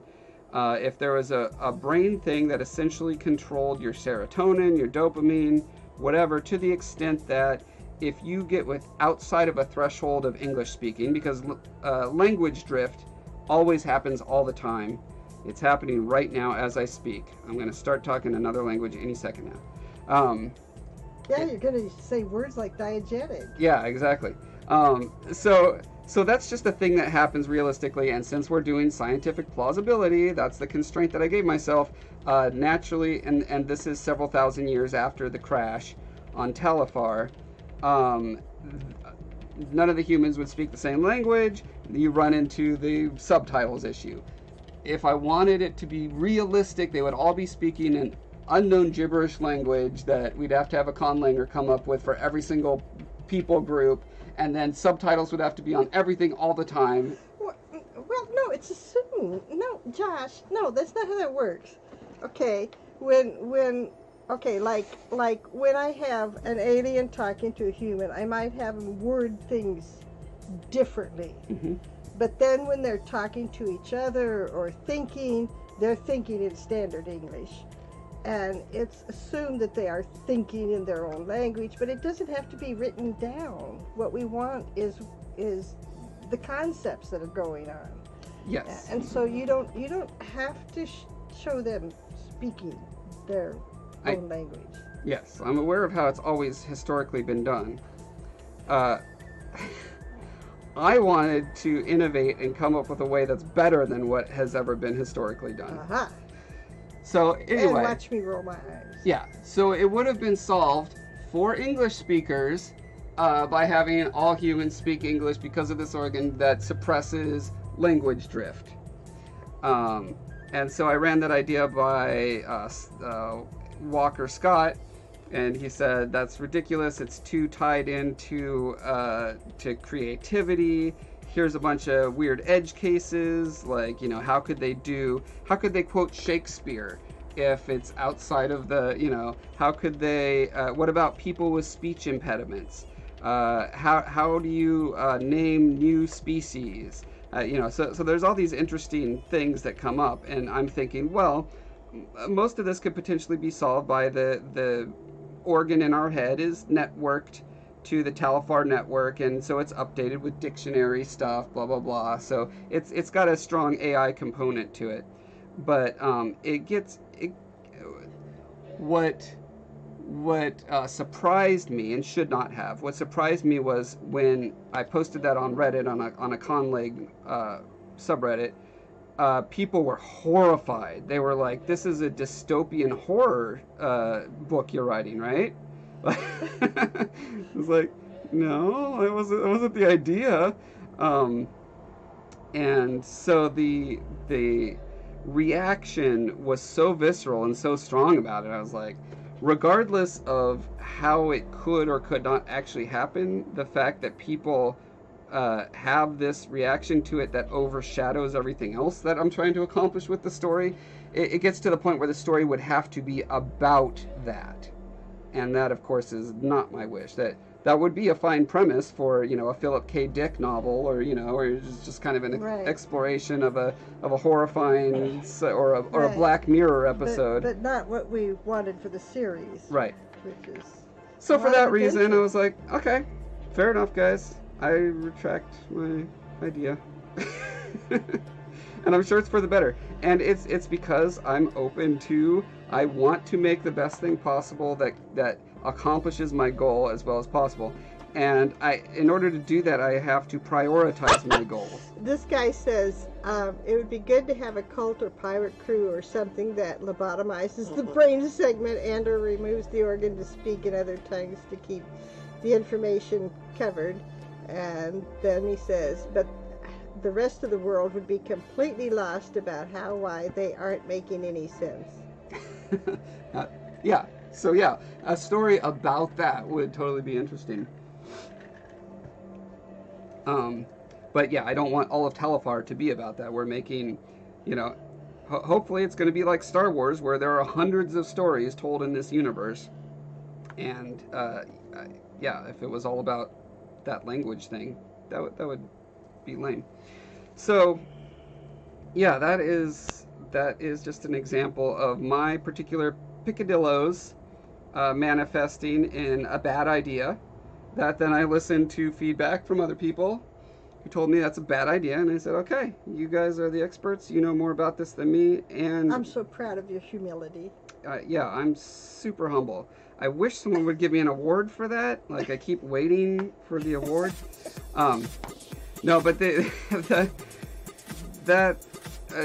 prioritizing the values is the thing that's important to me, is saying the goal of the company ultimately is to make the world more loving. Okay, now there are a million billion ways you can go about doing that. How do I want to do that? Well, I want to use my skills to do that. My skills are art and, I think, story development, world building, that sort of thing. There are people who are better at all those things than me, but they're not necessarily doing it the way I'm doing it, which will hit certain demographics that they won't hit, right? Because of my weird picadillos. So just following my proclivities, my heart, what makes me excited, which is a fantasy aesthetic with scientific plausibility behind it, and values coming along, you know, being demonstrated through the storytelling, that hopefully people are inspired by and end up applying to their lives subconsciously. That's the sort of thing that I'm about. Whether elements are diegetic or non-diegetic, or whether there's complete consistency with where subtitles go and don't go, that sort of thing, that's lower on the value chain. So that's just, it doesn't mean it's less emotionally salient to me. That's the thing, right? So that's where ordering the values is really important, is coming in and saying, I feel strongly about this, but I need to step back, cool off, think about what's higher and lower on that chain. So that's the process that I'm going through with that.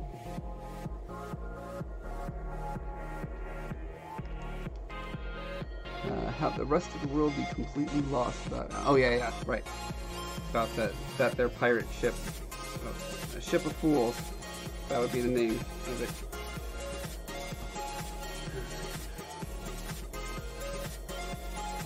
I need to double check. I've got dreadlocks that go over that scar, so I need to make sure they're gonna work. That means I need to find them.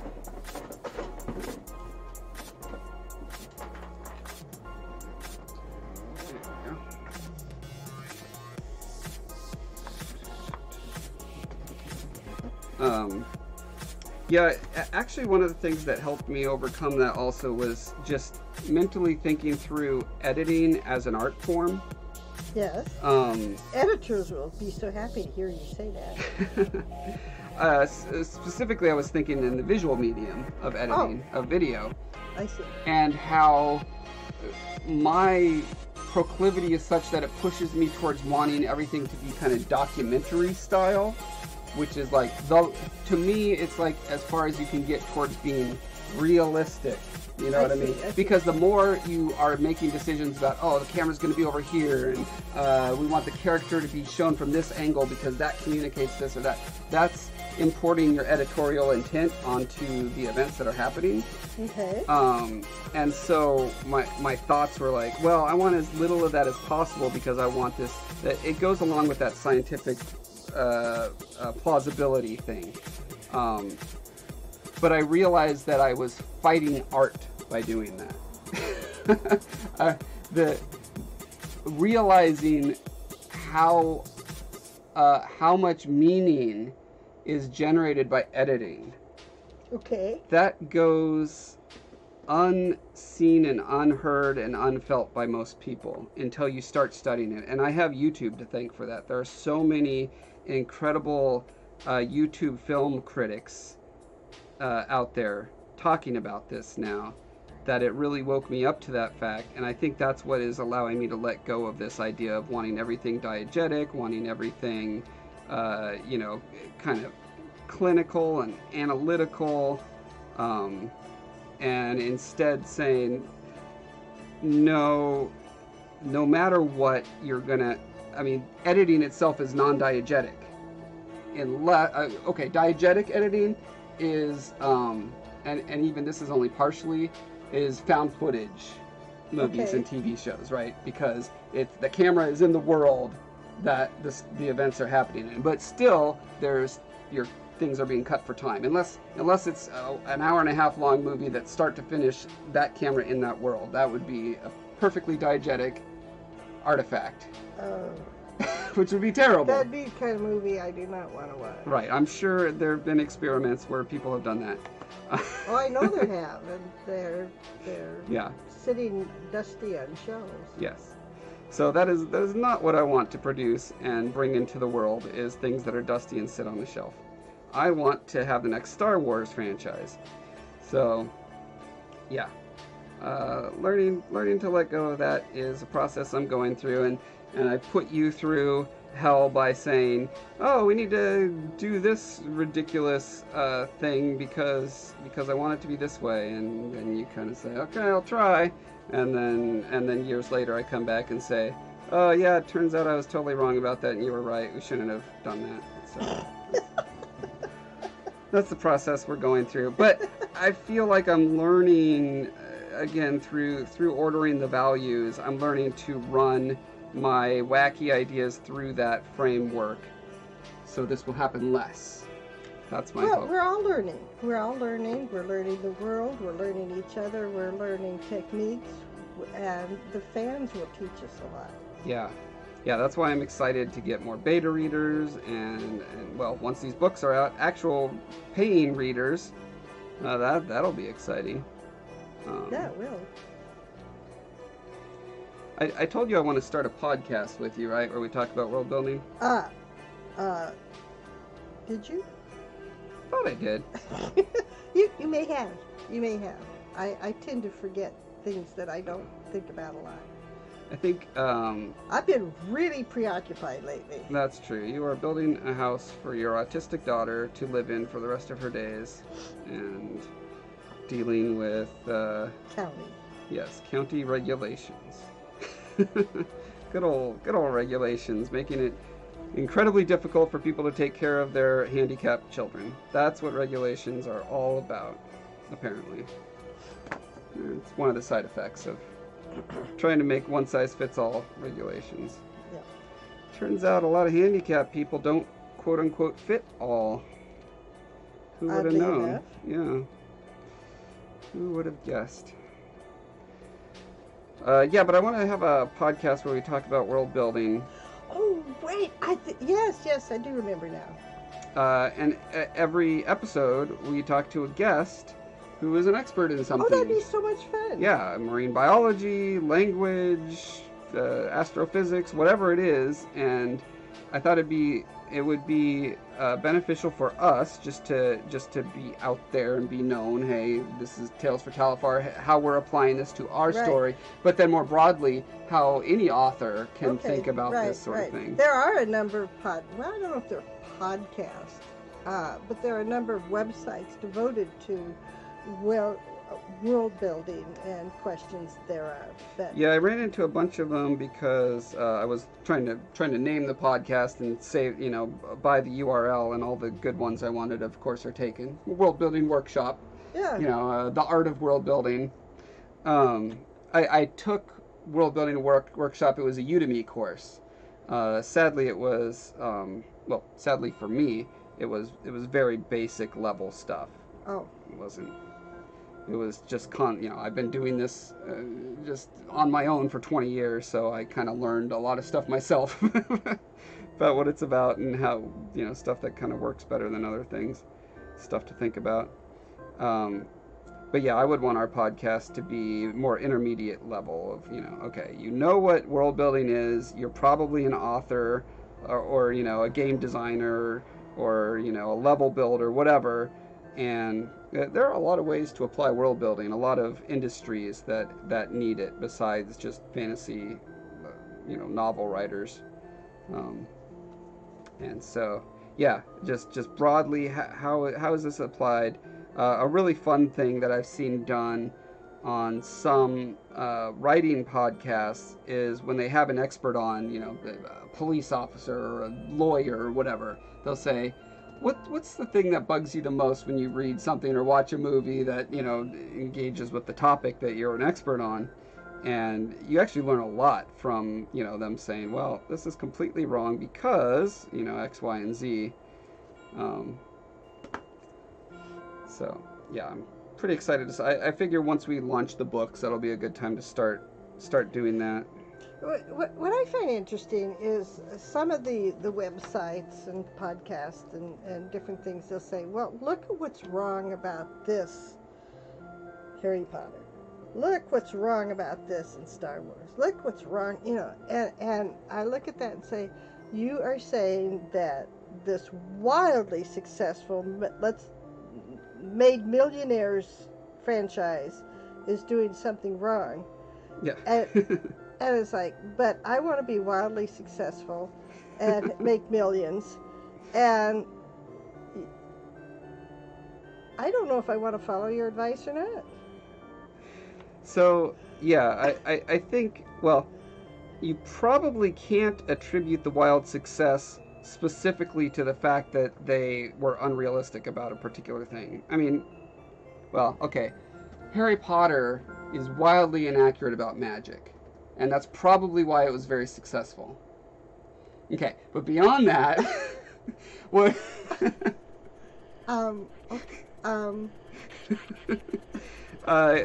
And Baywatch is probably wildly inaccurate about life saving on the beach. Are they wildly successful because they're wildly inaccurate, or is that just a coincidence because the writers are lazy and don't care about them? Right, those are two different issues. Okay. Well, because I thought Baywatch was because it wasn't about rescuing; it was about beautiful bodies. But probably. I've actually literally never seen it, but I've seen commercials for it. Anyway, right, yeah. So when it comes to taking, you can criticize. Oh, Monolith says all lifeguards actually run in slow motion.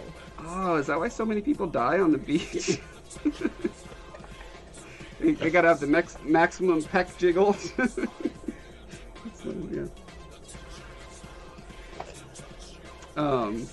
Yeah, well, while we're striving for all this accuracy, we have to remember, what does the reader want? Yeah. Unless the reader is a biologist, and we do want biologists to read our stuff and not cringe too hard. But to me, it's less about making someone who knows a lot about a topic cringe. To me, it's about engaging a community of people who have creative thoughts and valuable feedback that they'd love to give to Star Wars or Marvel or the Tolkien estate, but no, it's pointless to do so. They're not going to do anything with that information. Hey, come to Tales from Talifar. We'll listen to you. We want to know that stuff because we find it fascinating. And I would love to. Somebody will get really mad about the one thing we don't listen to them about, and then they'll be. Yeah, I mean that's inevitable. That's going to happen on any. There's just going to be angry people. That's okay. We can't stop all the angry people. But what we can do is we can provide a community of people who creatively engage together to make a work that is exceptional. That is exceptional on a variety of axes.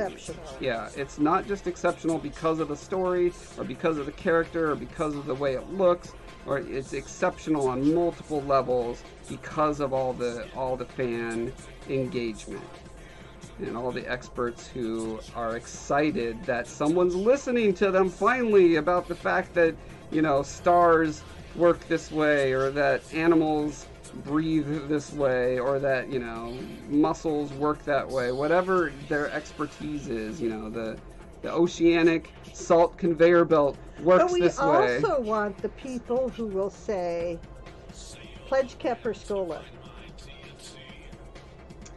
You know, like they say, Batman or Superman. Oh, like who would win in a fight? Right. Oh, okay. And then they talk for hours about that. Yeah. Yep.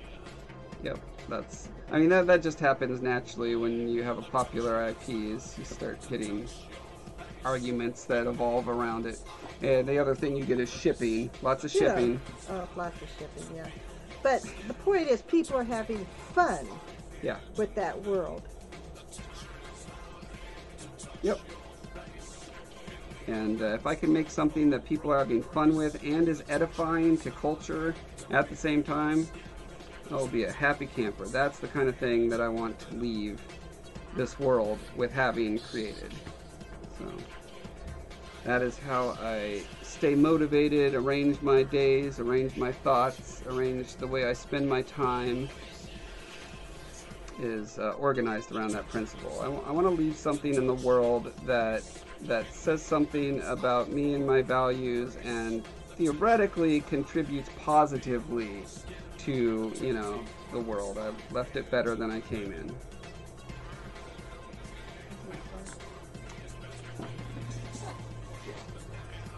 And with that, I think I am just about done with Bowmark and his scars now. I've managed to not squish my tattoo even once, miraculously. Because usually if I'm doing different parts of the face, my finger smears it. So this has been a miraculous event here. As Samuel L. Jackson says in Pulp Fiction, what happened here was a miracle, and I want you to bleeping acknowledge it. This is a family-friendly, so I don't actually cuss. Yes, please. My mama raised me right. The book captures my attention, and I desire to find out more. It's a good reading. I don't care whether it's plausible or not. It has to grab me in the first 3 paragraphs, and I feel the same way, actually. Yep. Yeah, no one cares about the scientific plausibility. For the record, I did a... You know, I asked people on Facebook about this a while ago. You know, if I described my series of books to you using these words, and one of them was scientifically plausible, that actually turned people away. Because I think it evokes certain ideas of stuffiness and restriction and maybe like education and things they're not coming to a fantasy novel for. No, that is, I do scientific plausibility because I find it incredibly fun to work within that constraint. It's like... Art is about constraints. Yeah. Poetry is about constraints. You know, so many syllables, so many lines. Yeah, and I don't think anyone reading the books are going to get the sense that We're not giving them a science lecture. yeah, they're not going to think, oh man, this would have been way better if they could have broken the rules of science here. Yeah, that's not. Yeah, it's all about just having learned over the years that when you impose interesting constraints on your creative endeavors, they become more original and more interesting. Like I said back near the beginning, I started world building in high school, and it was basically a D&D world. It was just, here's a random cool idea for a monster and or a sentient race or a castle or whatever, and it was just a hodgepodge of random stuff, and there was no coherence to it. And as I grew, you know, I've been in the game industry for 22 years now, and that the game industry is almost nothing but constraints. It's technological constraints, it's schedule constraints, it's budgetary constraints, it's manpower constraints, it's platform constraints, and finding the amount of creative solutions to those is a big part of the joy of creation. Not that I wouldn't breathe a huge sigh of relief if they suddenly released a console that had 0 restrictions on it. And I could just make whatever I wanted, whenever I wanted, then that'd be great. But yeah, basically, my career has taught me plausibility can be damaging. Look at the backlash against midi-chlorians. Yeah, that midi-chlorians was a huge mistake. But here's the thing. They would not be a mistake in Star Trek. It's because an established world, there was world building that had occurred. Everyone accepted the rules of that world building and the aesthetic of the world building. The aesthetic is space magic. It's mystical connection with the universe. Right. And then that's just a harsh 180 that said, oh wait, science, guys, science. And it doesn't fit in Star Wars. That's the problem with that. But because this is built from the ground up with these certain aesthetics in mind, we're not going to have that kind of jarring thing. So, all right, I think that's a good place to call it. I'm done scarifying our poor Scarred King, and I feel like, well, I'll probably have to do a little more sanding. I know I need to sand these guys down so they'll be nice and even. A spray coat, and then I think I'm going to actually mold and cast this guy and make a book cover. That's going to be great. So great to have that done. Yeah, so I'm going to be back on the live stream. That's what this is. I'm going to be back on the live stream Wednesday, as always. Probably going to be more zebra sculpting. I got to finish up the current version of Skola back here, and make a book cover out of him. I bought a 3D printer, so I'm not going to have the problem that I ran in with Bowmark, which was spending months cleaning up the 3D print. The 3D print is going to come out beautiful and polished as it is. It's going to be great. I can't wait. Okay. And so, yeah, hopefully, man, I still really want to have these books out by the end of the year. That's my goal. Will it happen? Stay tuned. We'll find out. Monolith, it was our pleasure being here, hanging out with you. And yeah, Monolith says if midi-chlorians were introduced in New Hope, it would be fine. Exactly. Dottie B, thank you. And Aletha says it better happen. You know, I give you permission to come over here and smack me if it doesn't happen. You can smack me live on stream. People do these kind of stunts for live streams all the time. They say, if I get whatever amount of support, I'll dye my hair purple. I think Bjorn dyed his beard purple at one point. Yeah, so so there's a stunt for you guys. I will be smacked live on stream by Aletha if I don't finish it by the end of the year. Yeah, so we'll see you guys Wednesday, sculpted in ZBrush. Give it up for the beautiful, creative, talented Rose Foreman, and we will see you guys next time. Bye.